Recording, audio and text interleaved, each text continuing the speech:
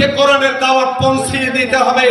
আসুন, যারা আজকে 53 বছর রাষ্ট্রীয় ক্ষমতায় থেকেছেন, তারা আবার এসে বলতে চাচ্ছেন আমাদেরকে ভোট দেন, আমরা উন্নয়ন করব। আরে ভাই, আপনারা উন্নয়ন করবেন, এখনো পর্যন্ত দখলদারিত্ব তো বন্ধ করতে পারেন নাই।